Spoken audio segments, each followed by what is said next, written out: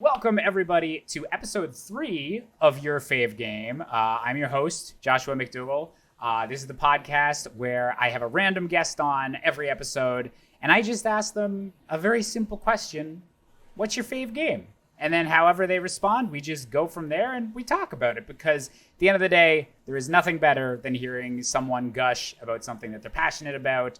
And, let's be honest, all of us here on the show so far, we're pretty big nerds. So if we ask, what video game's the favorite, we're going to get into some deep shit. So without further ado, I'm actually going to call Nick here. And if you are watching this live on Twitch or the archive on YouTube, which you should check out the new archive channel so you can see all these episodes if you're not watching them live, and watch them with my beautiful face, this beautiful visage, and occasionally the face of my guests if they want to have webcam. But yeah, Nick has volunteered his beautiful face to be the guinea pig for having webcam. So we're going to hope it goes well. So how you been? How are you holding up? I've been doing pretty good, honestly. I'm in New Zealand, and we dealt with the pandemic and everything pretty cleanly. So, and I work from home as a motion designer and video editor, for those of you who may not know who I am or what I do. So I've been pretty well established. I've been doing work for That One Video Gamer and The Completionist recently. So that's I've been good. No, that's good. Been really happy with where I'm at. Yeah, that's good. And I have heard that New Zealand's been pretty on top of everything in regards to all the COVID stuff. Canada's can't really complain, but yeah, I heard you guys were doing good. Yeah, I'm pretty thankful. I also live in the middle of nowhere. Even during the lockdown, I was I only left the house 3 times to go grocery shopping. So well, pretty sorted, really. Yeah. So I guess before I ask the titular question, I'll ask you to introduce yourself to anyone who doesn't know who you are, what you do. I am Nickolai Boulton. I am a motion designer and video editor, freelance. I'm an artist. I made YouTube stuff. I do Twitch stuff sometimes when I can. I do a lot of things. I'm also a sociologist, technically. Oh. All that stuff. I do a lot of things, and I juggle many hats. If you want to find me, the best place is on Twitter, twitter.com/Nickolai Boulton. All of my links are Nickolai Boulton. And if you end up liking what I do, I also have a Patreon where I have I post at least 2 things a month on there, original art and things like that. Yeah, I would super encourage people to check that out, because your motion design stuff in particular is so good. I'm always delighted when that comes across my Twitter feed. Oh, thank you. That means a lot to me. So yeah, I guess we'll get to the point of the podcast, because it sounded like you had a lot of interesting stuff to talk about with this. But Nick, what's your fave game?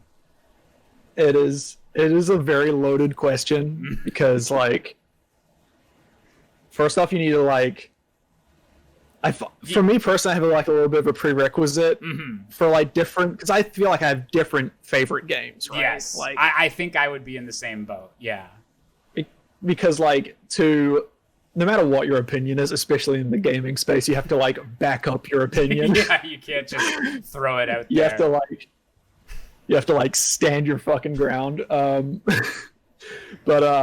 So I have probably 4 or 5 favorite games ever, which are my most played game is Super Smash Bros. Melee. I used to play it competitively ever since I was 13. I've got tens of thousands of hours into that game. What I consider the air quote best game that I've played is Bloodborne. I'm actually wearing a little Bloodborne pin that my significant other got me. Oh, it's pretty dope. That. Yeah, she's sweet. I'm really into Monster Hunter World recently. That's my go-to comfort game at the moment. Yeah. But my number one favorite game is Zelda: The Wind Waker. I'm so excited to talk about Zelda on this show. And it's a pretty and I don't even consider Zelda: The Wind Waker to be the best Zelda game, let alone the best game that I've played or the game that I've played the most. I straight up played Zelda Wind Waker at the perfect time in my life, and I was in the right space to play it in. And I think that's why we all engage in art, right? Art that we resonate with. We have to resonate with something. If you play something or look at something or watch something or listen to something at the perfect time, then it impacts you all the more. You're not going to listen to a breakup song and have that really resonate with you when you're happily married or something, right? But if you listen to it the day after, you're gonna feel some things. Yeah. Well, so Wind Waker is 100% my favorite game. And what year did that come out? 2002, 2001, 2002 or 3, I think. Okay. Yeah. So somewhere. Yeah, it's the thing is I can't talk about Wind Waker being my favorite without having a huge story about my childhood. But I guess that's well, let's go for it. Okay. Back to the beginning. Way back, the distant times. So, as I said, I'm from New Zealand. And for those who don't know, because it actually isn't on a lot of maps for some reason, New Zealand is a small island. When Australia is down under, New Zealand is further down under. So it's I grew up in a coast town called Orewa, or Orewa if you're white. And it's a beach town. It's basically where I lived was a glorified retirement village. Okay. It was a giant, pretty much. It was a lot of old people, a lot of retired folks. So that means it's got lots of boats and boating. And my dad was very much he used to sail and stuff like that when he was my age, so in the 1800s. Yeah. So my dad growing up, my dad would get a catamaran, which is a tiny sailboat that you lay down on instead. Which is my first time on the water, and I guess Wind Waker's boat is very much like a catamaran, rather than an actual boat. Yeah, you can't really sit down that much. Yeah, but my point is that I grew up on the water. Yeah. I grew up in a place where my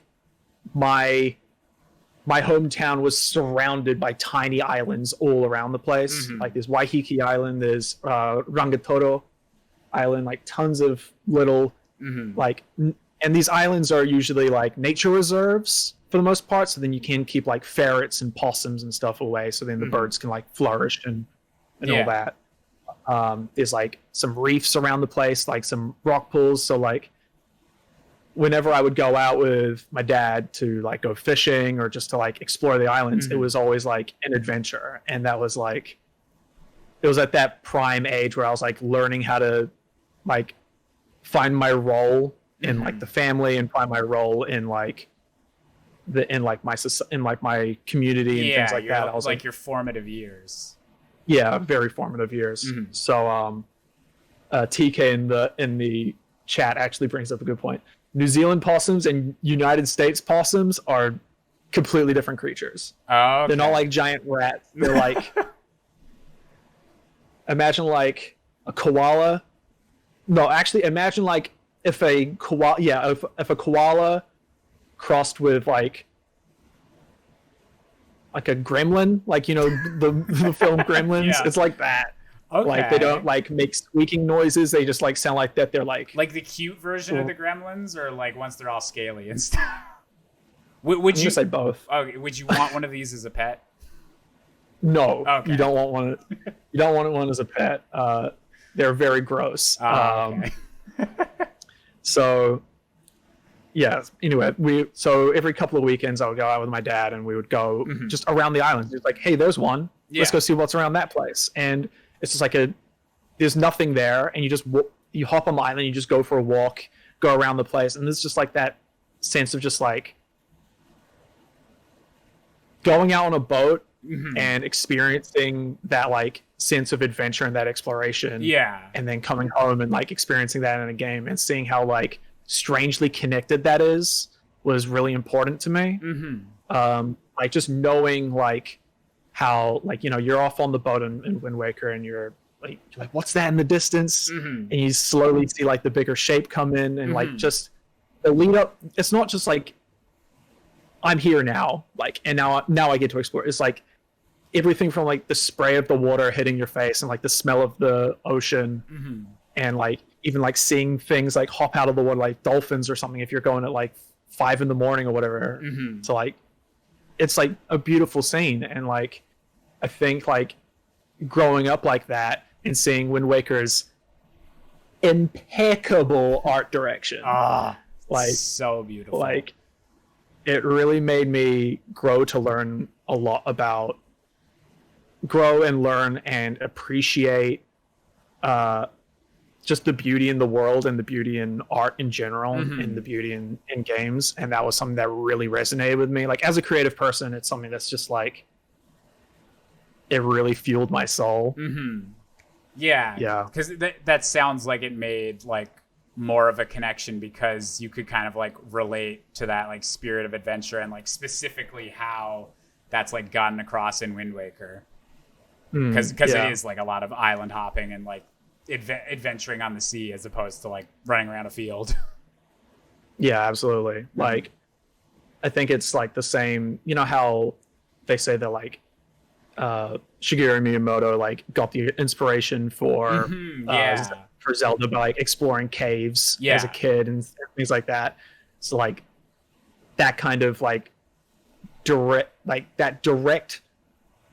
like recreation of experience is something that only games can do. And like as much as we can be like, yo, I wonder what it's like exploring a gothic city fighting like werewolves and stuff. Like that's one thing.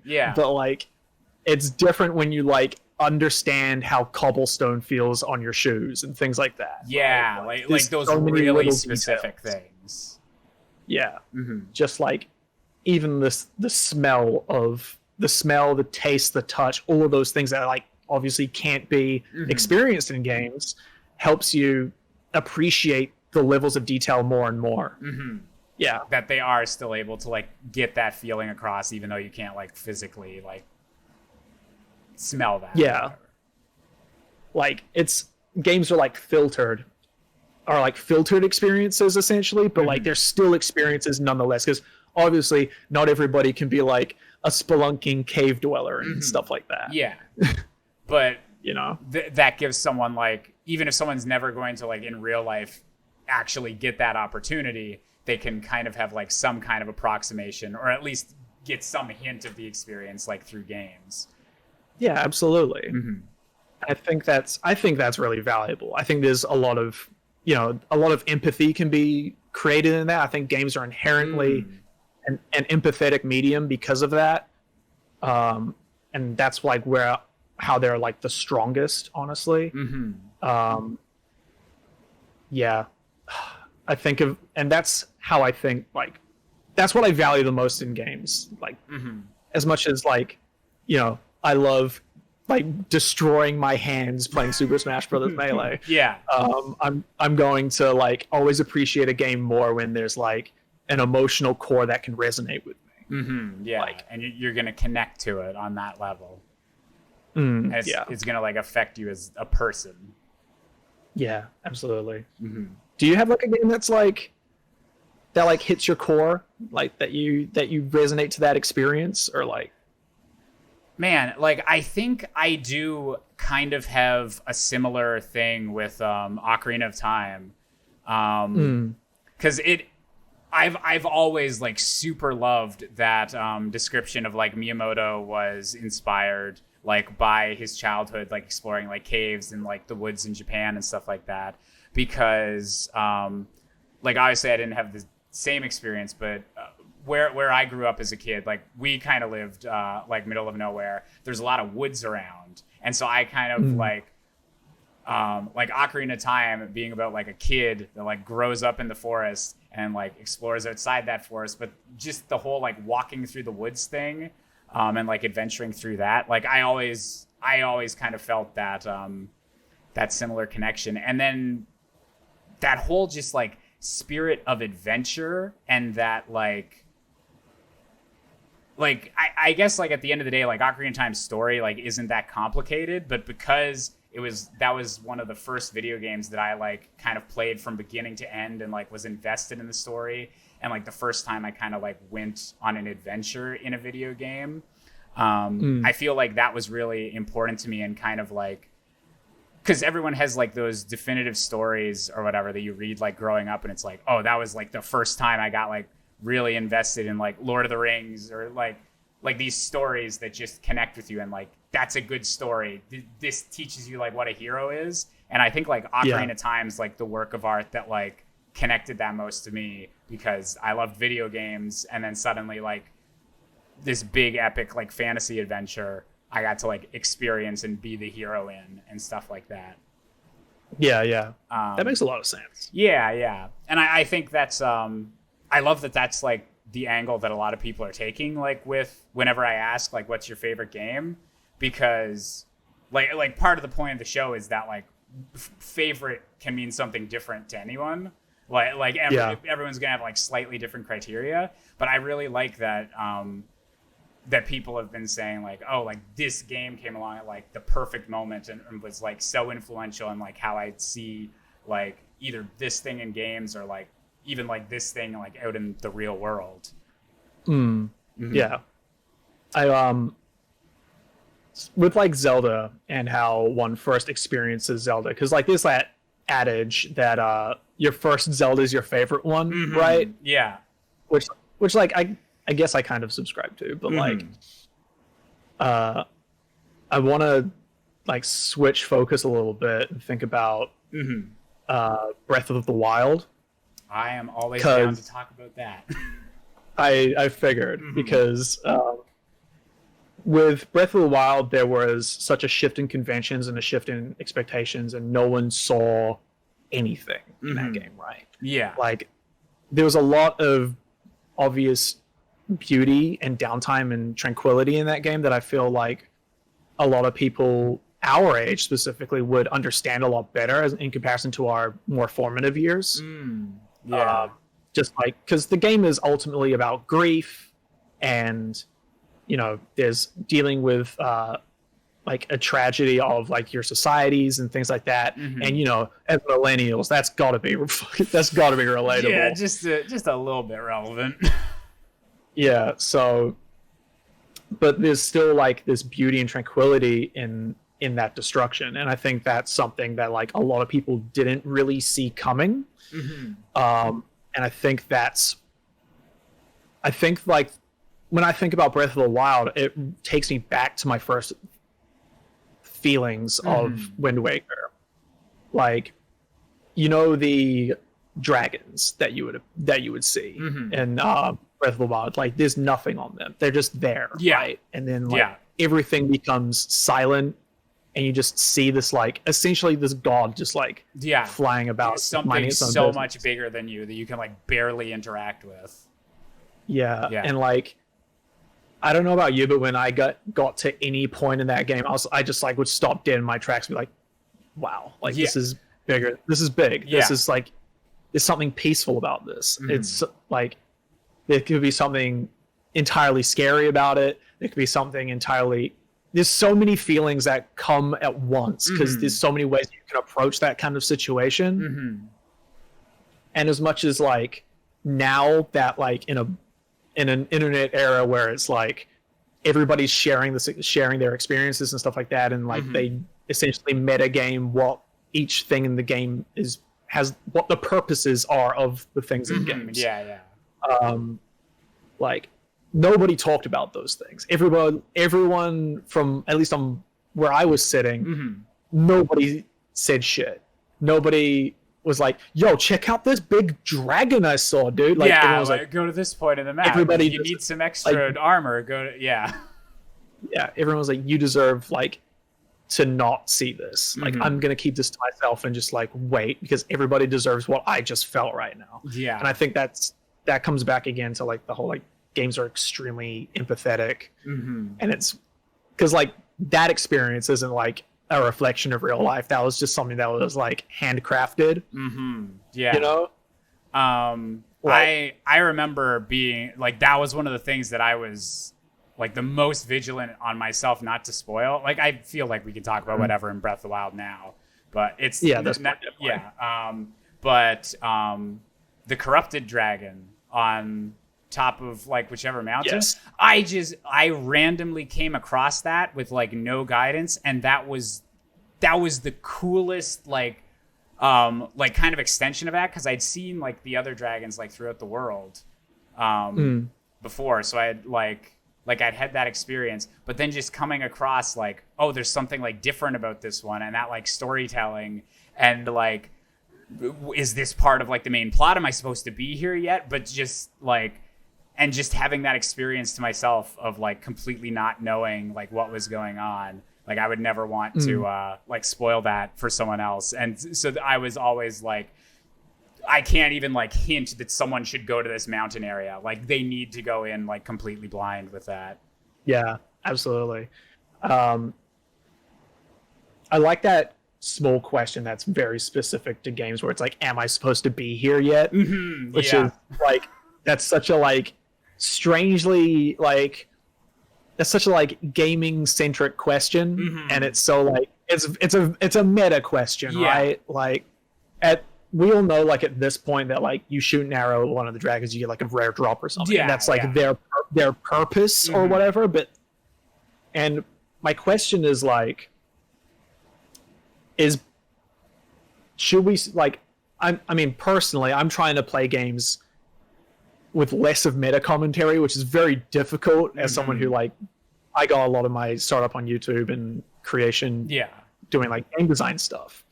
So like being like analytical about games and art and like how you receive the medium that you're engaging in, while also being like emotionally open and receptive to those things without thinking about it. And that's such a fine line to cross. And I think that's honestly like a huge reason why like people are air quote like more nostalgic for certain games, because because as a kid all you are is just a bowl of emotion, right? Like the first time I played like Ocarina of Time, I wasn't like, oh, like the development cycle of this game got delayed like a little bit, or like I heard like this thing, or this person from IGN didn't like this part of the combat, so I'm gonna like focus more on like that and see if I actually do like. As you get like older, I feel like you have so many like there's so many different viewpoints, like kind of also trying to get like take up some mental space for you, which is good for being analytical and stuff like that, to get all those different lenses. But I would totally agree that it's good to find that balance so you still can like kind of engage on as pure a level as you can, if that makes sense. Yeah, absolutely. I think that's another reason why like one should have more than one favorite game, essentially, to like appeal to those different tendencies that you may have. Because like, you know, you get, if you're really into, you're gonna have a different like reaction Twitch based game, like your favorite one of those, and your favorite like puzzle game, because the design philosophies of those games are just like significantly different. Yeah, you can't just be like, I get more enjoyment from this thing. Like, it's not like a scale you can just compare like that. Like, it's such a complicated question. It's it is very like, I think that's a huge reason why I enjoy things like Monster Hunter, because it's just like that game is so blatant about what it's about, where it's just like, okay, like I guess I should know patterns in frame data and stuff like that, where it's like that's a thing that appeals to me. Yeah. But like the more I think about how the games that I like compared to Wind Waker, it is still like this significant gap. Like even in games that like emotionally hit me, like Bloodborne, like I still was like, okay, but like what's like the optimal meta kind of thing that I can do to help like build my character better, things like that. And there is value in that. There's value in those things. I don't want to make it out that like one is better than the other, because we can all appreciate games for different reasons. But like the reason why like I'm still gonna like stress that like the reason why I have Wind Waker above those things is because the empathetic side of games is still like the strongest point for me personally. Yeah. Yeah. So yeah, because obviously, like you're super into Smash Bros. Melee. Obviously, like you respect like very technical gameplay and things like that. But I like that like you can kind of appreciate gaming from like two different angles, and like, oh, in this respect, I like this thing more. But then, like at the end of the day, like the thing that hits me the most is like this.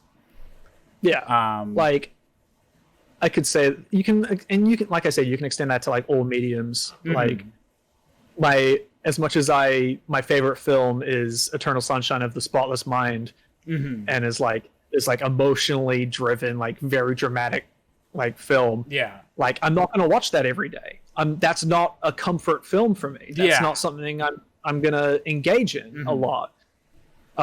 Like some of my favorite films of all time, I've only watched like twice. But like I've watched Shrek like 15 times minimum, dude. Like I love Shrek. I love Shrek. Despite all the memes, it's legit a masterpiece. It's a good film. It is very good. But like the reasons why I like those things are very different. Yeah, exactly. Yeah. So something you mentioned to me whenever I initially asked you like about favorite game was you actually have a Wind Waker tattoo. I do. I have a Wind Waker. I say inspired tattoo because so it was actually my first tattoo. It's hard to. Nice. So this symbol may be like it's fairly familiar. It's actually like versions of it are all over the Zelda series. Like I got this tattoo before Wind Waker came out. I would have been a very young boy. I like this game a lot. Give me a tattoo, please. Yeah. It was like I got it before Breath of the Wild came out, and like so having this tattoo and then like it being like a version of like it's the same symbol that's on like your paraglider and stuff like that. Yeah. So like that was I think that's a huge reason why I was like getting more and more into Breath of the Wild. I was like, fuck, dude, like this game like already hit me. So this is one of my tattoos. This tattoo I wanted for 3 years before I got it. I think I was 21 when I got it. 21, 22. And a huge reason is because of my own story with Wind Waker. So like I talked about like the reasons why Wind Waker like appealed to me, but like there was one significant arc in how I played Wind Waker. So, you know, everybody plays like, you know, you save your sister, you go get the Triforce pieces, you beat all the bosses, beat Ganon, whatever. Yeah. Everybody does that. But what's important is for a lot of important things is for me is like how I make my own stories in games, regardless of what the overall narrative is. Right. Yeah. There are the Dark Nut enemies in Wind Waker, and they are like one of my favorite enemies in the game. They're just the music, they have their own music theme song. Like it really it makes the most out of the combat system, so it's super engaging. Yeah. The music sounds every time you get like that right hit in. Oh, it feels so good. Wind Waker has such good combat with the music and little all that. Yeah, it's so good.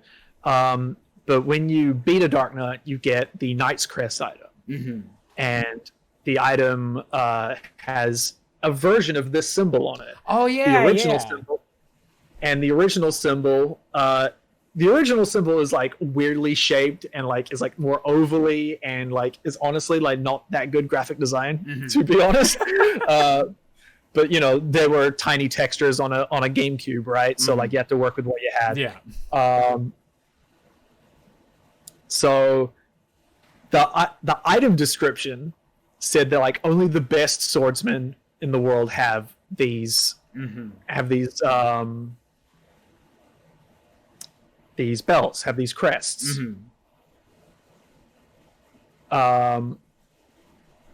So as a young lad, I was like, I'm gonna get every single one of these. I'm gonna be crests. the best swordsman. I'm gonna be the best swordsman. So I was going to get every single one in the entire game, and I was like, I'm doing this before I beat Ganon. Like I don't care. Like this is my quest now. Like Ganon's not going anywhere. He's in the there's no real urgency. He's not doing anything. He's up in like Forsaken Fortress, like twiddling his thumbs. Yeah. The world is so already over. I'm doing me right now. I'm gonna be the best swordsman before I deal with that. So I ended up getting, I think it was like 42 Knight's Crests. Wow. Or whatever. And then I was like, okay, I think I have them all. Then I was like, wait a minute. There's one more that I forgot about, and it's at Orca's house. Who is, if you don't know, Wind Waker is like the guy who teaches you how to use your sword, and he has one above on like his mantle. I was like, okay, well, like I got these things from me, but like maybe they have like a use, right? And if you know Wind Waker, if you have 10 of the Knight's Crests, you learn the Hurricane Slash, which is like a really cool move. And I got there, I was just like, okay, he's like, you have 10 of these? I'm like, I have 40 of them, dude. Like, I exceeded your expectations so hard. And it's like the cutscene of like him crying and like how proud of you he is. And he's like, I can't believe you like achieved my dream. I was like, dude, I quadrupled your dream. Yeah, you you went above and beyond. And that entire feeling of just being like, I want to be the best for the sake of, because I want to do it. Yeah. Because I want to improve myself, not because of like, I didn't do it because I wanted the Hurricane Slash or to impress Orca or anything like that. I just wanted to be the best I can be and improve myself the best I can be. And that's why I got all of those Knight's Crests and I got the reward for it or whatever. And that feeling was like something that really, that's hit me to like my core, to the point of like, it's like my mantra of how I live my everyday life, right? Like I'm constantly and always trying to improve myself and like better myself in any facet that I can. And so I got this tattoo when I quit my day job to become a freelance video editor. Oh shit. Yeah. Because I had been editing videos for years and years, and like I did the whole uni thing. I graduated university, so my parents can be like, they can deal with it. I'm the first person in my bloodline to have a degree, so like they can shut up. And they have to support me at this point. I did the good son thing. So did that, and as soon as like I handed in my resignation letter at like some grocery store that I was working at for like 3 years, and I started working for, I think it was Game Theory at the time, and that was like my full-time job for like a minute. I've been doing freelance since 2017, like full-time. And like this is just like a reminder that like I can, like, this tattoo is a reminder that I can always make it if I like put my mind to it, if I can like anticipate to be the best that I can be, things like that. I love that. Yeah. And like that's not a part of the story in Wind Waker. That's not a part of the narrative. That's No, yeah, that like entirely came from like your unique experience with the game. Like the fact that you like you had set that goal for yourself, and then like the game like even paid that off, because like the reward for that, if I'm remembering the cutscene right, like he freaks out over the fact that like you got 10, and then he gets to like teach you this move, right? And then like the fact that you like quadrupled that, and it's like, damn, like that's so cool. They like, it wasn't even just the game story itself that like impacted you that much. It was something like it was an experience you only had because of like the interactive nature like of a video game, and it like impacted you so much that like it became, like you said, your mantra. Yeah. And like, it wasn't even so much that it was it wasn't even like a completionist mindset, being like, I'm just going to get all of them to hit like the 100% complete or whatever. Yeah. Like, I started that goal because I just found the fight against Dark Nuts like that engaging. I thought it was the most fun stuff. And then like, as you get further in the game, you see these like different colored variants, and like you have to end up fighting like 3 at a time at certain fights. Yeah. And it was just like, I was so thrilled in the process of it. That's what was the engaging part. Yeah. It wasn't so much like I'm collecting all the Knight's Crests. It was like, I am going to beat every motherfucker who has a Knight's Crest. Yeah, these people have these things. I want it. I am going to. Like, yeah. I want the fight. I am bloodthirsty. I want this. It's the process, and I think that's, as an artist, that's like a really important thing, is to like engage in the process, not the result. Yeah. Enjoy the actual thing you're doing, not what you get from it. Yeah, absolutely. And that's always been a passion of mine. Like, I've always, as long as I can remember, all I wanted to do was just make stuff. That's like, ever since I was like a little kid. Like, I knew what I wanted to do for a living when I was like 4 years old. Oh wow. I was just like, I want to make stuff. I want to make cartoons. Like, it started off being like, I want to make cartoons. I guess like at one point I wanted to be a paleontologist or something, like, because every kid loves Everyone's dinosaurs, got dude. the dinosaur face. Everyone's got the dinosaur face. I wanted to be a scientist for a bit for, I think, that reason. Yeah, absolutely. But like, you know, I really like cartoons, and then I got into cartoons, and then I got really into like filmmaking, and it's still been like a whole. It's still a process right now, right? Like I'm 28 right now, and I'm still trying to get better. I'm still trying to I'm still trying to improve myself. I'm still trying to like hit that impossible goal of collecting all the crests of art, right? Like the creative crests. Like, it's such an impossible goal, but that doesn't mean that like the process of doing it isn't engaging. Yeah, and you know? and I would say like the process itself is like, that makes it worth it if you're enjoying the process and you're getting better and everything. I think that's a really good attitude to have, both in games and in life. Yeah, absolutely. And I think like that's the real reason why Wind Waker is my favorite game, right? Like, I can talk about like how the graphics are like cell shading graphics are like timeless and beautiful, like the expressions and like the personality of Link. I can talk about that for ages, and probably will, but like overall, Wind Waker is emblematic of my entire life philosophy for me. That's why it's my favorite. I love that. Yeah. Yeah. That's so cool. Thank you. So like, I guess, like you mentioned the art style.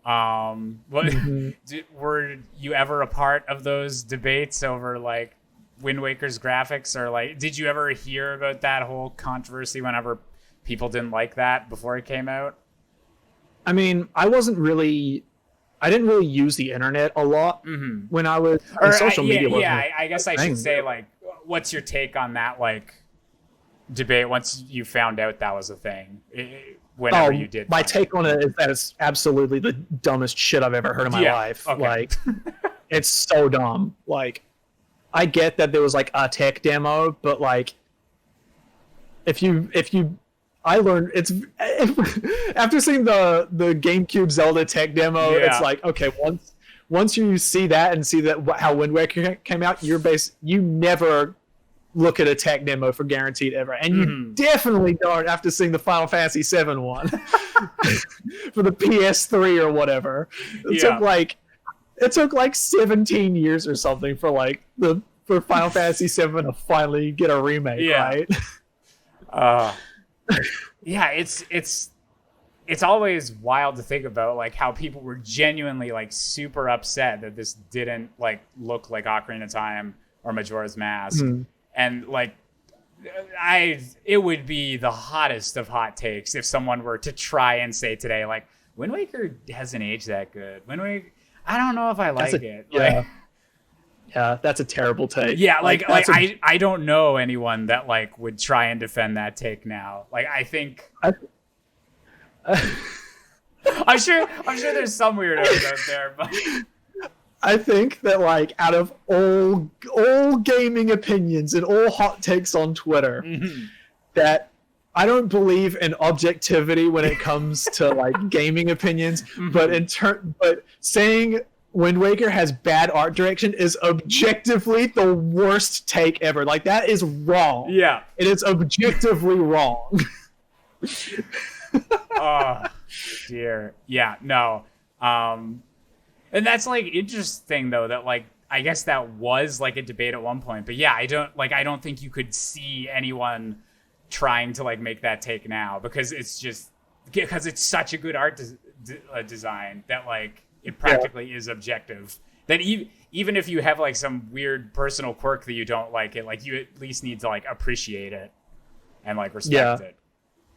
As a kid, I was just like, wow, this looks really good. I want to draw that. Like, and I think that alone is just like a reason why it's so sick. Like, yeah, it's another like I love the game Okami, which is like the third best Zelda game. I haven't actually beat it. I need to get around to it. I think you would really like Okami. Nice. Like it is so solid. Like that game looks like a full ukiyo-e painting. Like it looks amazing. Yeah. Like I feel like any game where like you understand the art direction, you feel like you can like touch it or like it's like tangible in some way. It's so powerful. It's so powerful. And just like, you know, I love cartoons. I love like how expressive Link is. Like the absolute charm and personality of the game means so much more. Yeah. Just like even like the little countdown that they have before they rocket Link. That was literally the first example I was gonna say. Like that's just such a good. Because I've always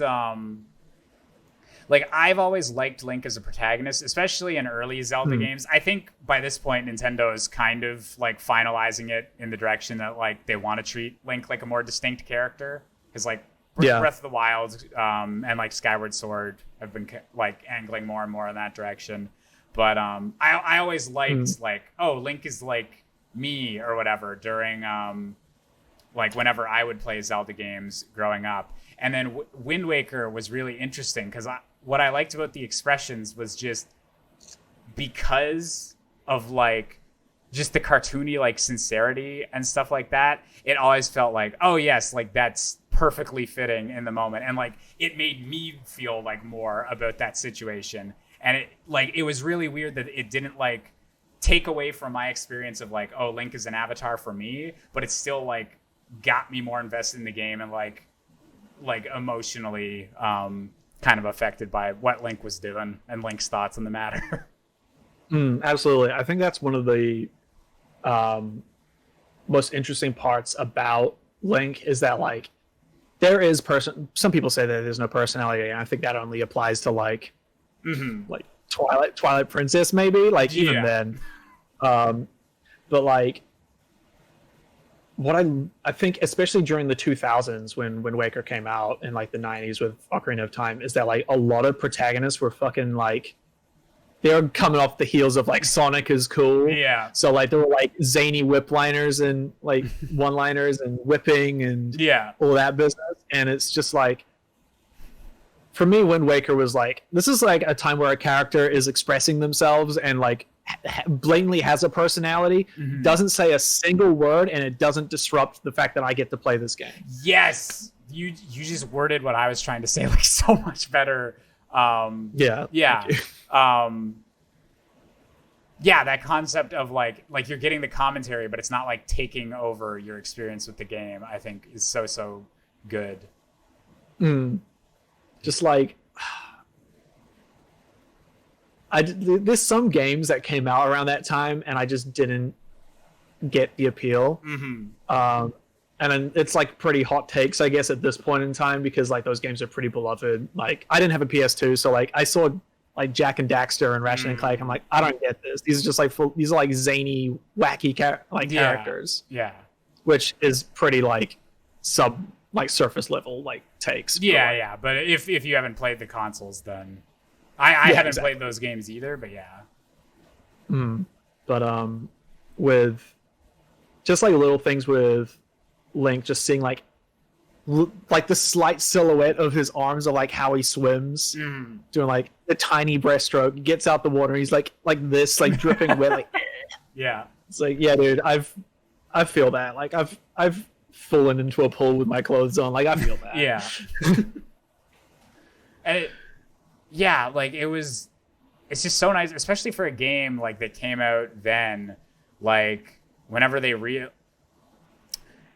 like that game, they did stuff explicitly like for the art direction, and it was like a conscious choice. Like it wasn't like it's the cliche to say by now, but like realistic graphics like age so much quicker and everything.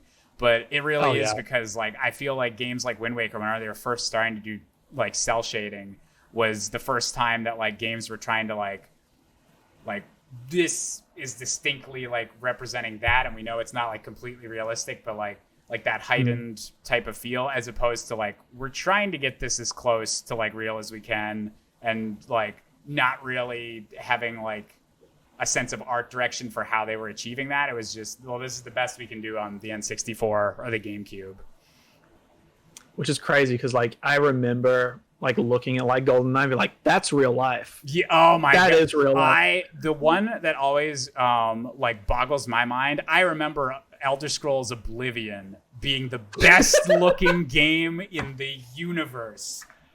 I was like a GameCube only playing boy. One of my friends got an Xbox 360 early on and booted up Oblivion, and I was like, oh my god, this is the future. Oh, we can't top this. That's so real. That shit hits my core, dude. That hits my core. Oh. And like 100% believing that, like, this is so much better. We can't do any better. He plays like an Argonian. It's like, that's like a real lizard, dude. That's a lizard. That's like a real lizard man. It's like they're actually talking. Their mouths moved and everything. Like the scales stretch, dude. That's crazy. Oh dear. Holy crap, dude. Like that's so true. Like growing like in my household, there was like a lot of like racing games and like shooter games. My dad was like super into like GoldenEye and V-Rally and like Turok 2, stuff like that. So like going from that to Wind Waker was such a strange leap, because I was like, oh, games can like have better graphics, but also like that doesn't mean that they're gonna look. They don't have to look like, they don't have to look like real people. Like I was like, oh, people can be flexible with art direction. I didn't know that.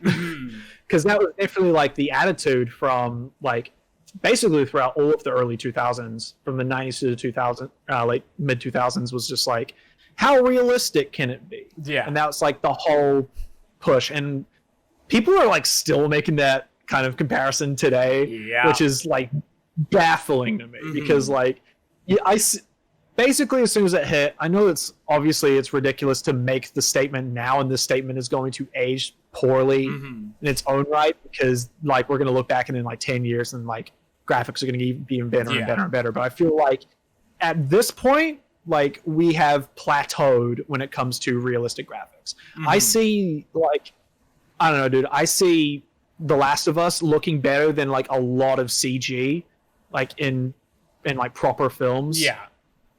And I'm just like, okay, well, like we're good. Like we're pretty good here. Yeah. Like foliage is like bending and moving out the way of my character when I'm walking around. Mm-hmm. And like people are like, oh, look how much better this realistic game looks compared to this completely different game with a way different art direction. Yeah. Like, I feel like game developers have like all the tools they have at the moment to make like whichever visual like art direction they want, which is amazing. That's an amazing standard. Mm-hmm. Yeah, it's been really, because we've grown up with that like not being the case. Like there's always been like limitations that developers have kind of had to take into account. And I feel like we are at the point where, especially like going into this next generation, where like all the claims are that like, oh, like you're not going to need to do like loading anymore. Like it feels like we're at the point where like, people have a blank canvas and like they just need to utilize that. They shouldn't be going for like trying to make it as photorealistic, or like if they do, like there's nothing really holding that back. Like it's not like, oh, we need to go even more photorealistic than the last person. Like we're pretty close to that uncanny valley. Like don't know where we can push forward past. And this conversation's probably gonna like someone's gonna comment on this 10 years from now and be like, you fools. But yeah, absolutely. But like I think really what we're trying to say is that like we're at the point of diminishing returns. Right? We're at that point. Where like the curve is starting to like curve out at the top here, like as opposed to like going, like for instance, going from like the PS1 to the PS2 era, it was like rocketing up like in quality. And now we're like curving out to this point. And I think with next gen, it's going to be like the point of which games don't age graphically anymore, right? Well, I think we're, because with this past gen, like with all like the HD remasters and stuff like that, like coming out and everything like seeming to be at the point where it's like all the PlayStation 4 games are going to transfer to the PS5, and like same with the Xbox. Like I think we're at the point where like games are just going to maybe get like slight like polish overhauls to like for the next gen, but we're at the point where like I don't know where I was going with this. No, I mean I agree with you, regardless of you not knowing where you're going with it. But here's a follow-up question with that, right? So art direction like definitely triggers a lot of emotional responses in us, and because that's the point of it.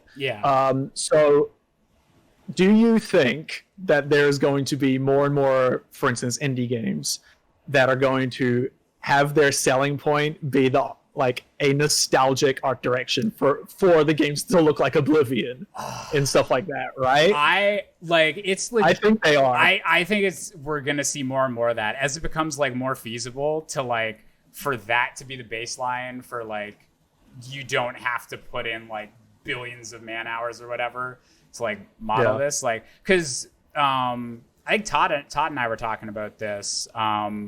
That it's a really big trend in like the indie horror game scene at the moment to make everything look like it's on PS1, and like specifically like that like 32-bit filter, like things changing size as you get like closer to them, and like emulating like that, like how games used to have to look, and that's becoming almost like a design in itself, like and it's the same with like Octopath Traveler and everything, like having like the sprite art, but then like gorgeous lighting like around it and everything. Like it's interesting how some things that like were put in place because of like the limitations of video games and everything are now like artistic styles in themselves and like can contribute to that. I like the horror 32-bit kind of era, honestly, because there's like those gross like blown up textures. They have like this texture to them, right? Like, they have like this really weird texture to them. I hold my fingers like this, like I hold my video game, I guess. Yeah, I think there's something about that. I think, and even like with horror games in particular, like the whole like you infer like what the creature looks like, you don't actually like say. Like I think there's something to that in terms of like if you only get like a blocky approximation or like a stylized like thing of this creature, I think you can get across like a creepy idea, like the concept of it more than like looking like a realistic like monster or something. I completely agree. I think there's a lot. I mean, I think games do horror the best, like straight up. Yeah, right? I'm so bad at playing horror games because they're that effective. Yeah, it's there's so much with horror that, like, especially with like distinct art directions that are like fairly minimal, that like lets you fill in the blanks yourself. And they even I forgot what game it was, but it was before the NES. It was like an old PC game. I believe it was like Ultima or something like that. Something like really, really old. And they would design the sprites with the old CRT anti-aliasing in mind, and like the scan lines in mind. So it makes emulation. You can't just emulate that game anymore because then the sprites are too clean, right? Like they're too clean. They look like Lego pieces. Yeah, and they're not as scary. If you have like this 60 hertz, like 50 hertz monitor, or whatever, that's like got like scan lines and stuff, and the pixels were like blurred out. Yeah, they used negative space in the sprites to save memory because they're smart developers. But like they would use like the black parts to like make the sprite look like shaded and like coming out of the because it's the background. The game didn't have background and stuff in old CRTs. All the fighting backgrounds would just be like black and the monster, so it would look like the monster would like peek out of the darkness. And that's something like I need to find. I'm bound to be able to find the source. I'll put it I'll link it to you eventually. But like that kind of art direction is like, it's so deliberate, right? And I wonder, that's the thing that indies are gonna have to go to. I think like that, understanding how the pixels like bleed into something and like how the shaders can work with it. I think that's like the next step to like understanding art direction rather than like graphical fidelity, right? I think I feel like there's like since games started and everything, like there's always been this like push, and of course there's always going to be like Ubisoft's always going to try to be making like the next Assassin's Creed, like have a bigger like landmass or like more high quality like character models. Like there's always going to be some companies doing that. But yeah, I think it's like going to be more interesting as like indie games become like more and more prevalent, and more accessible. They're going to have to like figure out like art directions and like game specific art directions and like kind of pick up like all this stuff that's been kind of left behind in this march forward of like progress graphically. Yeah, I found the source instantly because I'm smart. Let me take a look. It's just I'm not sure if I can put it in the chat or not. I probably can. I'm not sure if you. You should be able to link it. But okay, I'll put it in the chat. This is what I was referring to. Okay, yeah. The game was called. No idea. Don't worry about it. There's an article about it.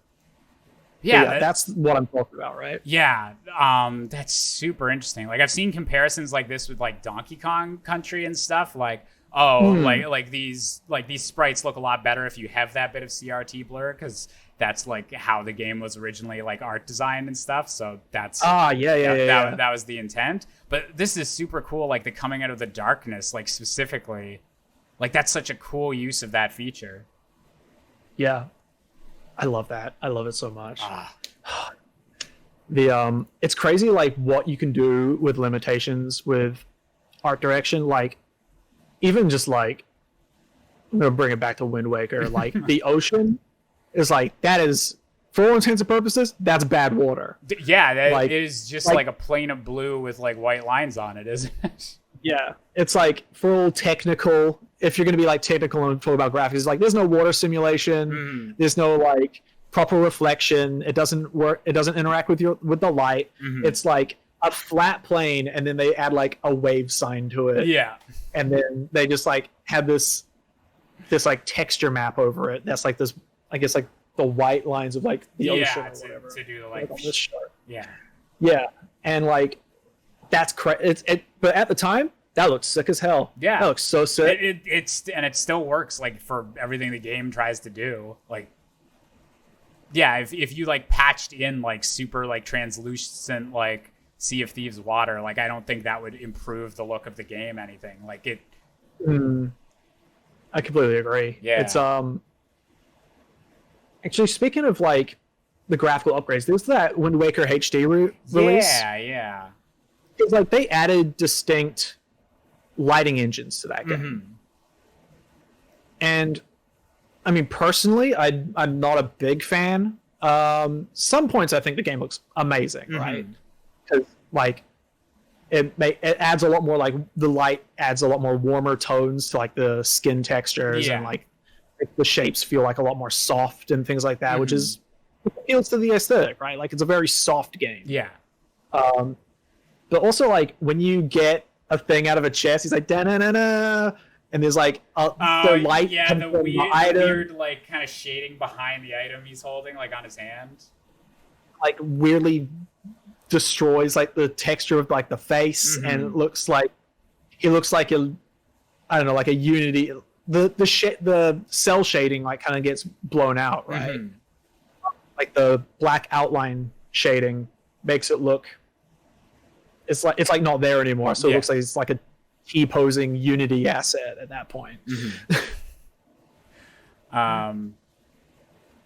Yeah, no, that's like I personally like most of the time I like how Wind Waker HD looks. Like I think it's a pretty good port, but that's definitely true that like it wasn't originally like designed for lighting like that. So you do have moments where like that kind of clashes with like the art design they already had, which I like shows the importance of like having things be cohesive and like planning that stuff out, how it all interacts together. It also shows like how like nuanced it is, right? Like it shows how difficult, like you can't just like as a VFX artist, like it's very easy to just like throw a ton of effects on something and call it good. Where that's not, like you need to like make every decision deliberate, and like one decision can fuck up the entire thing, right? Basic, like anyone who's like typed something, like made a poster or like made a thumbnail, knows that like if your text or like the image is like slightly off, it looks terrible. Like all of a sudden, like it's 5 pixels to the right, and it's just like, this looks awful. Yeah, just that one tiny thing just throws the whole thing off. Unreal. Yeah. Which is, you know, it's why no one can like master art. It's so hard. But like shows how hard it is, and I that's why I respect Wind Waker HD a lot. I think the game looks beautiful overall. Yeah, they did a very good job of that. And because I remember like whenever it was first announced, it was like, why are you doing Wind Waker? Wind Waker's like the one that hasn't aged like graphically at all. Like you've got Twilight Princess right there, because Wind Waker HD came out a couple years before Twilight Princess HD. And I remember the initial announcement. Right. I remember a lot of the sentiment being like, but why? But I think they did like a good job of like upping the resolution on that, and overall like doing good stuff with the lighting. Yeah. The thing is, when that came out, I was actually playing Wind Waker again for nostalgia's sake on Dolphin emulator. Yeah. Not that I condone piracy or anything like that. Yeah. But everybody fucking does it. Let's not even beat around the bush. Yeah. People are always like, "Yes, I'm playing this super rare game on my authentic thing." And I found a magical GameCube disc that outputs to 1080p. Wow, go me. Yeah, exactly. And like, Wind Waker upscaled is like it's insane how good that looks.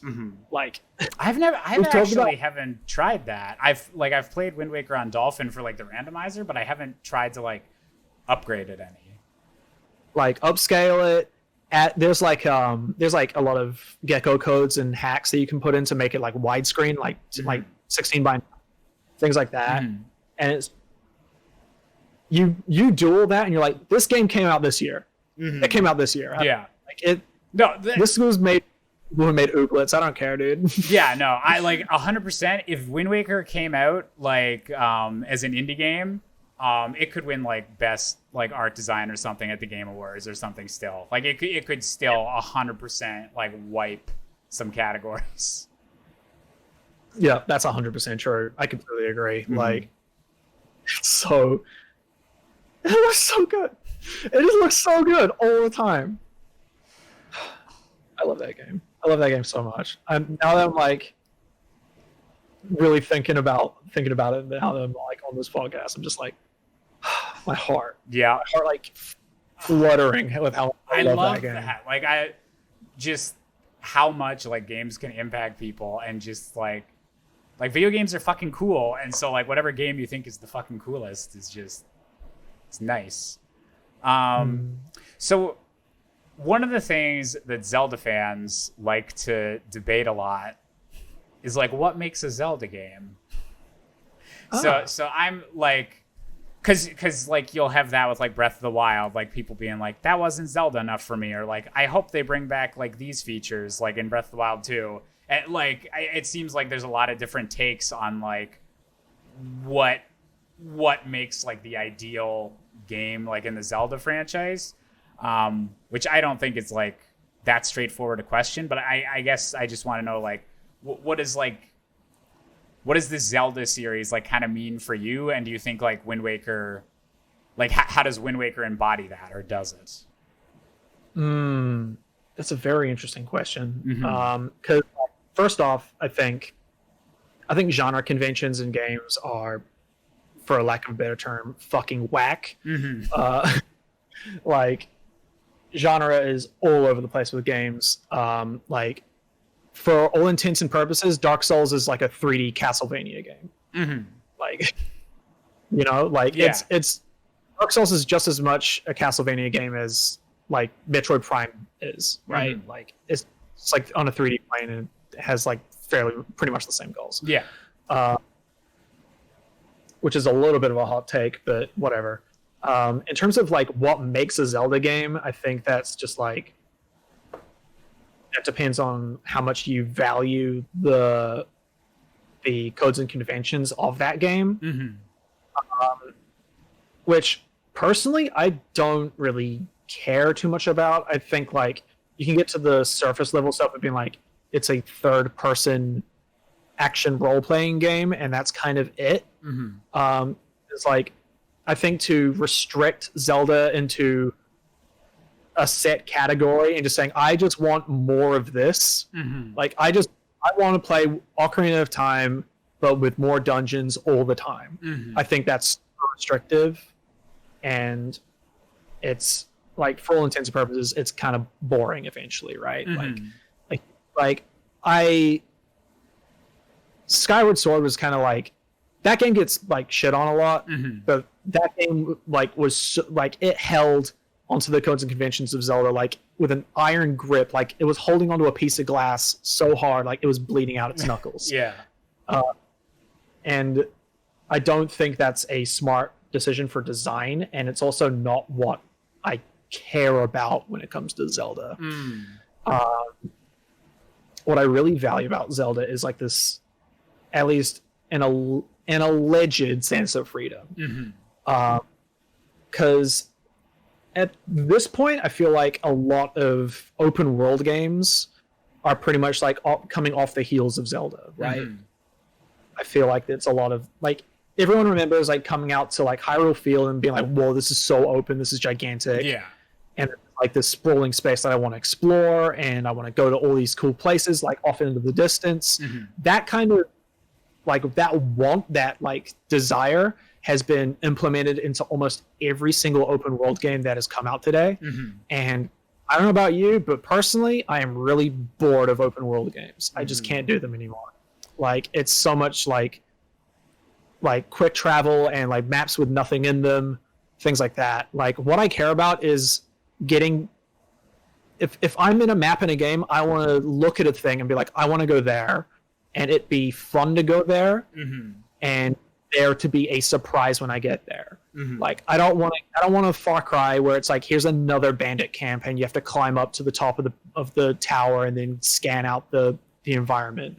What I want out of Zelda is like, I want to like climb up to the top of the mountain because like I want to get to the top of that mountain, look at the top of the mountain, and then see some random dragon, like the tail of a dragon behind another mountain. Like, guess I'm going that way. I want to see what that is. Yeah. And like I want to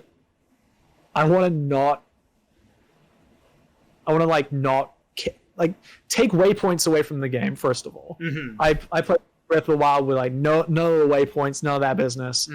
I want the adventure. Yeah. And that's a very hard thing to capture when games are goal orientated, right? Like I think a lot of people say that like Breath of the Wild isn't Zelda enough, while personally I think Breath of the Wild is the most Zelda game, period. Because if you think about the origins of like Zelda 1, it's like you can go anywhere and you need to figure out what to do. And that's it. There isn't like you need to go to like you need to go to Whiterun or whatever and set up base there and then go out that way and then quick travel back or whatever. Like you need to. It was also I think it was also a reason why I disliked Skyward Sword, because there wasn't a sense of adventure. It was just like open sky, nothing in it. Yeah. And people were like, "Oh, but that's like Wind Waker." No, that's not like Wind Waker had an open ocean, but you would see silhouettes of every single island that was coming up to you, and the silhouette of the island, that was the most important part. Seeing the silhouette, not the full island. I didn't want to get out a telescope and see what enemies were on the island. I didn't want to see like watch if there was a treasure chest on that island. I just wanted to see the silhouette, it catch my eye and be like, I'm gonna go check that out. Yeah. And that's what I value about it. Skyward Sword just had a bunch of potatoes in the sky. Yeah, honestly, it was just big potato soup. And like, on the other hand, I very much value like finding like dungeons. I love the dungeon crawling aspect of Zelda. Like I think that's where the dissonance is, right? When people are like, like this isn't Zelda enough for me. It's like what they want is they want the dungeons. And yeah, admittedly, I would love for there to be more or better dungeons in Breath of the Wild. I think that's like really where the cross is, right? You can value the dungeons, or you can value the openness of the adventure. And I like my take on that, I guess, is that like I like both styles of Zelda. Like I've been okay with some of the more linear ones, and I like the dungeon focus, like go in, get an item, use that item the rest of the dungeon. Like I do enjoy that style as well. But like Breath of the Wild was such a for lack of a better term, was such a breath of fresh air that I would be super disappointed if they like tried to compromise on any of that or like toned it down because people wanted something to be too similar like to previous games. So if they like, I would love to see like the hook shot in like Breath of the Wild 2 or like dedicated like themed dungeons in Breath of the Wild 2. That'd be amazing. Like I would die of joy instantly, but I want to see those things like done in a way that's complementary to like whatever presumably more open-ended like style Breath of the Wild 2 is going to be. I feel like the most mind-blowing dungeons in the entire Zelda franchise were like the puzzles that involve you to go outside of the dungeon. That's when like the cross like blurs a bit, right? Because you're like, oh, but like the two parts of the game are now like intersecting, as opposed to being separate things. which is why like I guess like the Spirit Temple for Ocarina of Time is like so good because it's like you gotta like change from like adult Link to young Link or whatever. God, I love that gimmick so much. Yeah, Spirit Temple and like having like the dungeon itself being part of like a larger puzzle in the world. And I would love to see more of that in like Breath of the Wild 2.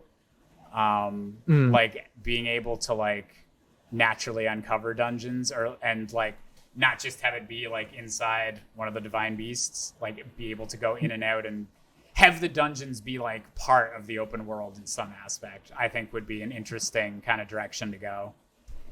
Yeah, I think Breath of the Wild 2 definitely has the most setup for something like that. Just like the whole premise of like the Sheikah technology being like buried somewhere. Yeah, and like that's how they found literally everything. Yeah, that and I'm trying not to like hype myself too up and be like, oh, they're totally gonna do this thing because like then they might go in a different direction. But yeah, I like the state of the Zelda franchise at the moment. I think they've been doing pretty good with it. Me too. Like, I want to stress that I do love the dungeons. Like, like, what's the one? Something Cistern. The Ancient Cistern. The Buddha Ancient Cistern. Yeah. That is like one of the best dungeons, period, in Zelda. Like, I love that dungeon. It's I'm like, really man, I think what was missing the most in Breath of the Wild was like that puzzle box interlocking kind of system. Like it was there for like a camel one, but that was kind of it. Where like the whole thing was a puzzle. Yeah. But like it was like too much of just like a taste, right? Yeah. And like I'm gonna flip it on Wind Waker a little bit, where it's like that idea of like adventure, like it. God, you got blue balls when you got to Hyrule, and it was just like, I want to go explore all of that, and the game says no. That would have, like, imagine that world, imagine that timeline. That'd be so sick. Yeah, I 100% remember that feeling where you go down and you're like, wait, is there actually like another full Zelda game down here? Like, that moment of like, it would have been so sick. Like, and the thing is that I knew that they planned it and that they had to cut it because of time constraints and stuff. I get that. Yeah. But like, I want to play. A piece of me really wants to play the full Wind Waker experience. Yeah. Right? That's a question that I always used to get whenever I'd play a lot of like Ocarina of Time randomizer on here. Is people would ask like, Josh, like, do you think they should add back in like the ice and wind temples in Ocarina of Time? And I'd be like, I mean, I guess if they wanted to, but I assume if they were like cut during development, like they weren't like super high quality or like important dungeons. But like if I had the option of getting a Wind Waker where they actually got to like put back some of the stuff in that they had to like cut for time or budget reasons, I would double dip on Wind Waker super hard for that. Yeah, absolutely. I think that was like a little piece of me was like Wind Waker HD is going to be a finished game now. But like, but like you can't do that to yourself. You cannot set that yourself up for that much disappointment. You can't do that to yourself. Yeah. But you know, like I said, no one can master art, and you have to make compromises to make something. Yeah. And I always think that's interesting to like hear about, like, because like we get, especially video games we grow up with, like we get them as a finished like product, and like like you play like your Wind Waker disc, and it's like not even like today, or it might get a patch or something. Like you have that product, and that's it. That is like, not to call video games like toys, but you have a toy you can only like interact with, and like I mean, at that point in the industry, they kind of were. It like comparative to now, where they're more like even when they're not done, air quote done. Yeah, like it's still software that can be like patched, and like for instance, like for Monster Hunter World, like they're updating the game like every few months and like adding new monsters and stuff. And like some people make the argument like I would rather wait until the entire game is done to play it, but like personally I'm just like, I love the experience of enjoying this game for months on end to get the hype for the one thing and to engage in the community in one thing. And that experience being a part of the game at this point is so different compared to how it was back in the day. Yeah. Which is crazy to think about. Yeah, it's so interesting. And that like idea that like it is always super interesting like hearing behind the scenes story about like Zelda games you grew up with, and like like it was a bunch of artists like making this, and like there's time constraints and like different trade-offs you got to make and like everything like that. And it just like it adds that extra layer to it of like, oh yeah, people made this. Yeah, that's Wind Waker didn't just like magically get. I know like Nintendo makes some good games that you can get caught up in the hype, but like there's actual people that made it. Wasn't just like perfectly put out in the universe or something. I think that was like one of the points where I got like critical of games as well. Like when I got to the point where like I couldn't explore Hyrule, and I was like, oh, that's dumb. I was like, oh wait, that means like they didn't have time to make it, and like people made this game. Yeah. Like I get it now. Like I understand it sucks. I still want to explore it. Yeah. But like they know, right? Like I know that like they had to have the time to do it. They probably couldn't, or like the GameCube couldn't handle it or whatever. Yeah. And like whatever the Discord was. It feels like similar to Dark Souls too. Like that's always like if you're recommending like the first Dark Souls to someone, it's like the back, like some of the areas in the back half of the game, like they didn't. That game is good. Yeah, they kind of stopped at some point, and so it's like it's interesting to be like, back in like 2010, Dark Souls wasn't a name, so they stopped putting money to it, and they had to like ship the game. And like even with Demon Souls, like when they were making that game, they're like, this game's gonna be, you have this much money, we just need to get the game out, and like it's probably gonna be a failure. Like they knew, and so they were like, what if we just did whatever the fuck we wanted? Yeah. And they just have these whack ideas, and it ended up being like a completely niche cultural hit. Right? Yeah, I remember actually looking forward to Dark Souls because Demon Souls I'd never played because it was a PS3 exclusive and I only had an Xbox. But I just would hear from like random people that like Demon Souls, like no one talks about this game, but it's like really, really good and really, really intense. And they're getting to do a sequel that's coming out on both platforms. And I was like, oh, I'll check that out. So I remember like the same month getting both Skyrim and Dark Souls. And it's like wild to think now that like Skyrim's become such a meme and like Dark Souls is like considered probably like a hotter property at the moment. Like, I mean, Dark Souls is very much a meme as well at this point. That game's a bit of a meme. Oh yeah. That's mostly because of influences outside of Dark Souls though. Oh like, yeah. It's everyone could, like, we're doing it right now. We're straight up comparing things to Dark Souls. Yeah. It happens. But like in terms of like cultural impact, in terms of like the medium as opposed to like the financial cultural impact, like you know, Skyrim's on Alexa, right? Yeah, exactly. Like, that's like a different cultural impact compared to like how games are influenced by Dark Souls. Yeah, actual game design as compared to like the cultural impact.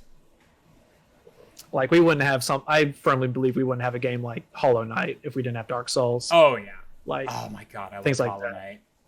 Knight. So good. I only recently like played it like during quarantine, and I'm kicking myself for not doing it sooner. God. So yeah, it's very interesting to think about, like, because for all intents and purposes, both Demon Souls and Dark Souls are like they're unfinished games. Like I'll strip it. Yeah, they're unfinished games.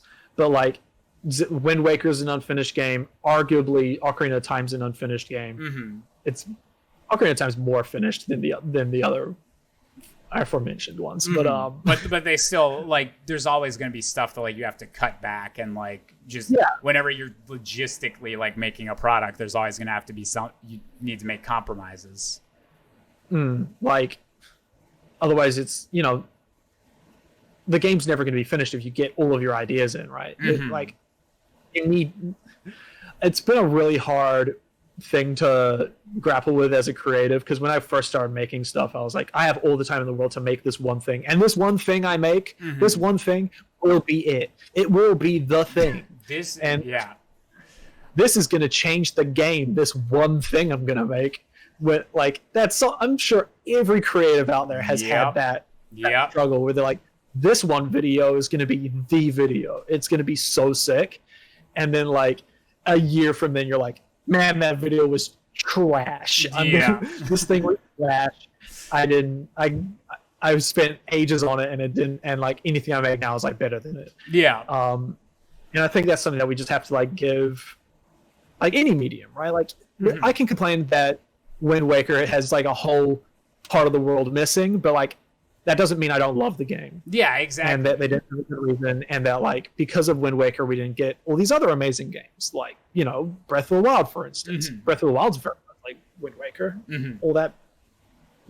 Yeah, like as a freelancer, I have to deal with a lot more deadlines and a lot more tighter restrictions, and that's actually forced me to become a better creative faster, right? Like I have, like regardless, I have to work smart, I have to work hard, and I have to like still maintain the quality that I'm promising. And like I can't even imagine what that's like for like, because that's just down on me in my personal like stats, but I can't even imagine what that's like for a game studio that has like hundreds of people working on it. Yeah. And they're working with millions of dollars. Yeah. And they have to work with not just budgetary, but like technology restraints, which hopefully is going to loosen up now. Yeah. But probably not, honestly. Yeah. Like, oh God. Yeah, no, it's super duper important that people like realize that like it's actual people like making this stuff, and there's so many factors that like need to be taken into account, and like just it's so it like we mostly like work solo and stuff like that, or work with just like a few other people, and we're like content creators on the internet, and it's already like super complex for us. So whenever you scale that up to even like a game studio with like, even if it's only like a dozen people or something, like that's so many like intersecting pieces, and just so many things can go right and so many things can go wrong, and but that's like part of the creative process, and like learning like what compromises you have to make to actually like get the work out there. Dude, I think like you should not be allowed to talk shit on any piece of art until you make something yourself. Yeah, it's like there's I don't even know if you should be required to like actually have to make something, but just like a basic like understanding of production. Yeah, just a course being like, this is how video games are made, or this is how like this medium is made. Like this is the actual process, because you'll get like so many, you'll just get like so many people, especially like people that actually have like platforms like in the games industry and stuff, like creators that don't like take into account any of the actual like outside factors, or like any of like the actual reasons that this game like that this game might be doing a certain thing. It's just like, this game company did this thing, and for that they are bad. They made this they made the morally wrong decision to like remove this character from the game, or delay this update. And it's like, please just be a bit more nuanced than that. Just a little bit. Like, put it at this point, the creative director of that game had to manage like probably anywhere between 80 to 120 people, and you can't manage like 8 teenagers at your grocery store. Like I can't even imagine like being a parent. Like I don't want kids. Like I can't imagine handling that, let alone like managing like a whole like basically 100 fucking creatives. Yeah, and like if one dude is just like having a real rough time, real rough mental health time, and he's like not his work or their work even. I'll say they, because the game industry should not be so male dominated.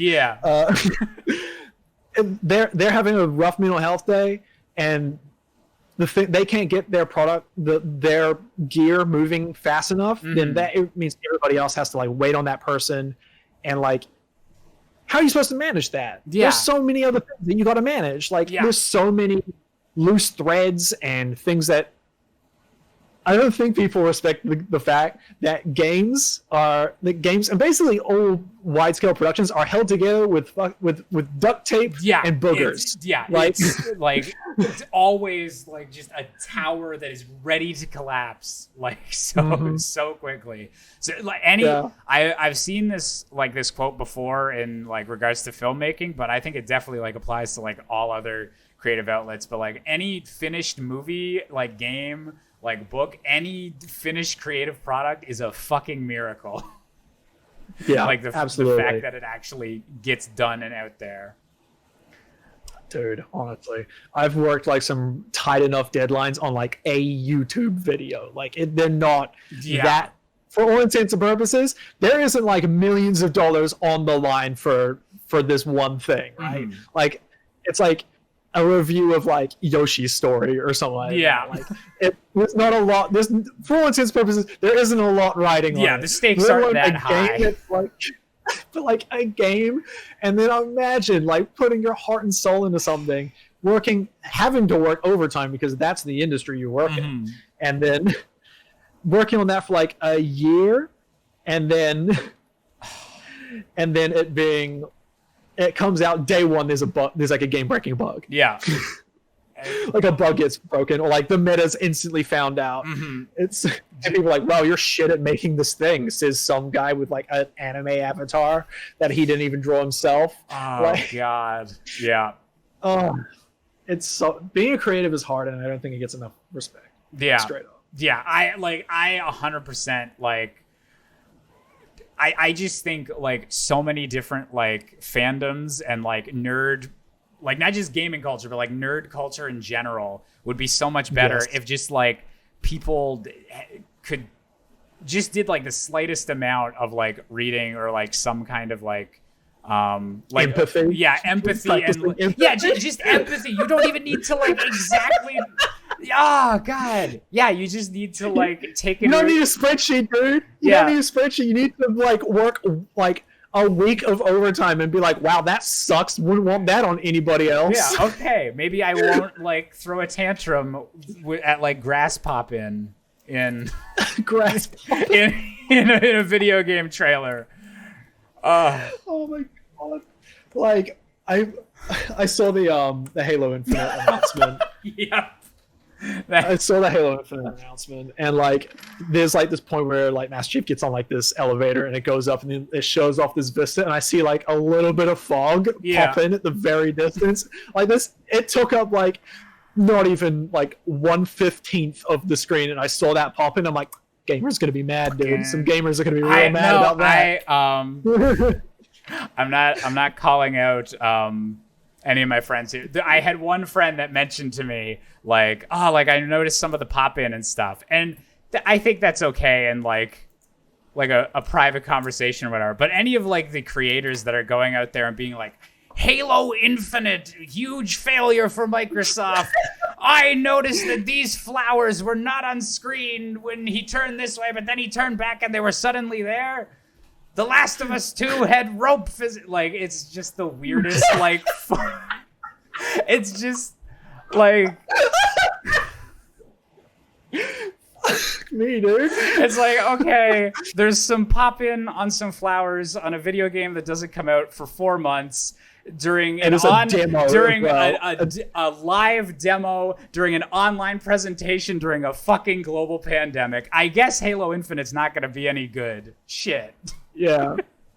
Dude, remember that time where I was like, I just remember one time I was playing this game, I was like fighting all these dark nuts, and it was like one of the best combat sequences of my entire life, but then I saw like a stone like pop in the background of the fight, and I was like, this whole game's ruined, dude. I'm sorry, but like Wind Waker, actually a trash game because the water clips through the bottom of the boat. If you pay attention, like the water clips through the boat, so it's a trash game now. Link, if you notice, Link doesn't actually get his pants wet. They didn't add a water texture, and just I I feel like I can't fully immerse myself in The Legend of Zelda: The Wind Waker. I can't be fully committed to my quest to save my sister unless I have realistic pant physics. Realistic pant physics. Holy shit, dude. Oh dear. Dude, I don't know, man. Jabba should have had his own dungeon, but he just gives you the gem, so I guess it's a trash game. Yeah, that's right. And that's the thing is like then that's like even if you don't like the changes that were made then even in like if like maybe someone like Wind Waker isn't their favorite Zelda and they think oh like it was compromised too much like that's a valid take. But I think it's like it's more interesting to like talk about that from the perspective of like, oh, like should they have prioritized like something else in development or like to come from that, like from an area of like, oh, that's an interesting conversation or an interesting thing for like people to know about in regards to a game other than like thing removed from game, thing bad. Grr. Yeah. Like there's a lot of, you have to. I think it's fine to have this. To be fair, the things that I mentioned, completely valid criticism. Yeah, like, and really I'll back up that as well. That like it's totally fine to like to be able to criticize games and stuff like that. But just there's a Like let's be real. Like I think the evidence that I can like criticize this game and it's still like my favorite games is like. That shows how strong the game actually is, and that goes for like even Dark Souls, right? Everybody knows that Blighttown is like an FPS drop central, and it's terrible and it sucks. And like the later half of that game is absolute trash, but like it doesn't stop the fact that Dark Souls was like a culturally impactful, amazing game, and like. It's a lot of people's favorite games ever. It's definitely in like my top 10. Like, but like you can have. I think there's a lot to be said about having criticism of the things that you love and understanding how you, but also understanding how you got that end result to begin with. Like, that's the next step after being able to criticize the thing that you love is understanding how you got to the point of why you love it anyway, right? Yeah. And like, it's why straight up, like the thing with this show and this whole premise of like, what's your favorite game is that it's good because you don't have to justify it. You don't have to justify what your favorite game is. Like that was what I really liked about the concept and why I've been trying to I literally tweeted that out 3 days ago and I've been trying to really push this just because I'm so excited by it. Because I don't think there's a bad answer or for what's your favorite game. And it's entirely a matter of opinion. It's someone just giving what's the game that has had some kind of positive impact on you. If you're calling it your favorite, I'm assuming that it's improved your life in some way. And so I think and it's never going to be a debate on this show. You're not going to come on, my favorite game's Wind Waker. And no, it's not. But your favorite game's Wind Waker? They cut out half the game, dude. That's the real purpose of this show. People come on, tell me their favorite game, and I convince them why they're wrong. just a bubble bursting podcast. I think that's a really strong thing when it comes to just opinion in general, or just being a creative in general. Being a creative in general is understanding that no matter what you make, no matter what sacrifices you make to have that end result, someone's gonna like it. Someone will like it, and maybe it might be someone's favorite thing. You don't know yet. One of my videos, one of my ancient videos from 2013 or whatever, is a friend's favorite video. It's on Shadow the Hedgehog. I fucking hate that video. It's not on my channel anymore. But he has the unlisted link, and he's just I watch this video because it makes me happy. I'm that's all I care about. Yeah. That's that video does not represent me anymore. But I'm never gonna say that he's wrong for loving it. That's up to him. Yeah, exactly. And I love Wind Waker, no matter how many times the water clips through the boat. Exactly. As long as you can accept that, you can get over that huge hurdle. Wind Waker's pretty good other than that. Yeah. So is there any like closing thoughts you have like on Wind Waker or anything like about why it's extra special to you? Man, I definitely went through everything. I think like everything I've talked about that game is completely outside of the usual things that I respect in games. Like I'm very much into my core mechanics, game feel, systematic things. I like understanding games. I like they're like a puzzle, and I like to solve it, right?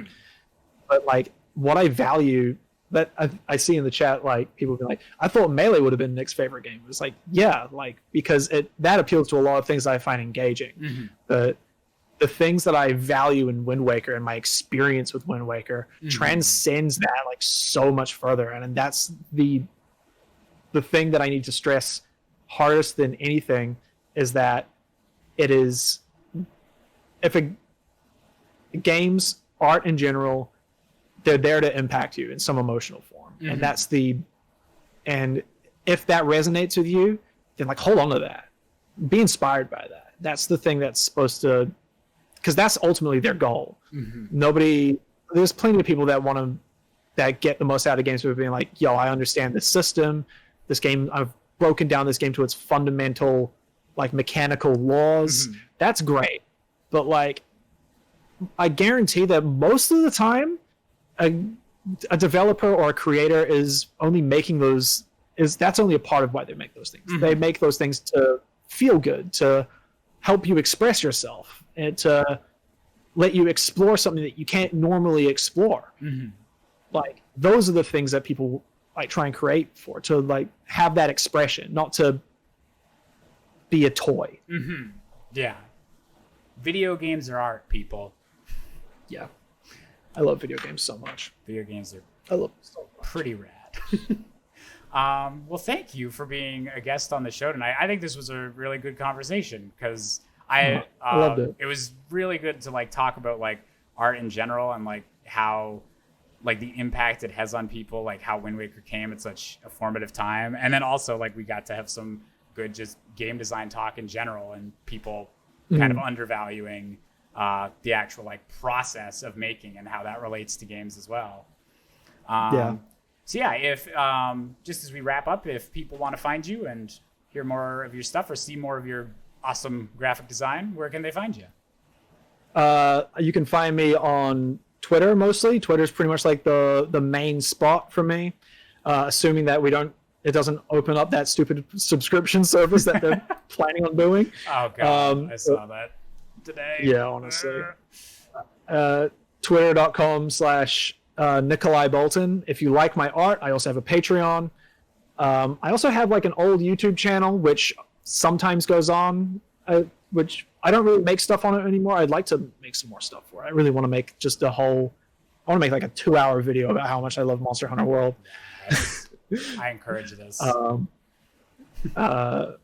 Yeah, I also stream on Twitch. What I usually do on Twitch is I will sometimes make stuff. I'll do like art streams, or I will play games and do a workout every time I die. I did that with Dark Souls. I did it with Pokemon. Like every time a Pokemon fainted, I would have to do a workout. Those are some real fun things that I like to do.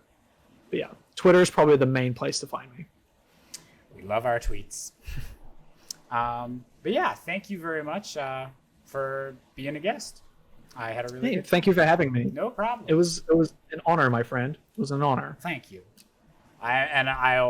I'm always down if you want to come on the show again and talk about some other games and stuff like that. I'm gonna figure out some way to have people like come back on, talk about their second favorite game or something. Like I said, I got plenty to talk about. Oh yeah. So yeah, I'm probably gonna wrap up the podcast part of this and just talk to the stream chat for a little bit. But thank you so much. Okay. Yeah. Thank you, man. No problem. All right. Have a good one. You too. And thank you, chat, for coming on in. So yeah, that is gonna wrap up today's episode of Your Fave Game. I hope you guys had a good time. If you want to watch episodes with the face cam and like the full archive, check out Your Fave Game on YouTube. There'll also be highlights going up on the Really Freaking Clever channel, which is my personal one. And if you want to support the show, the Patreon for Really Freaking Clever would be the best way to do it. So that'll probably be in the description somewhere, wherever you're watching this. And yeah, thank you guys for showing up.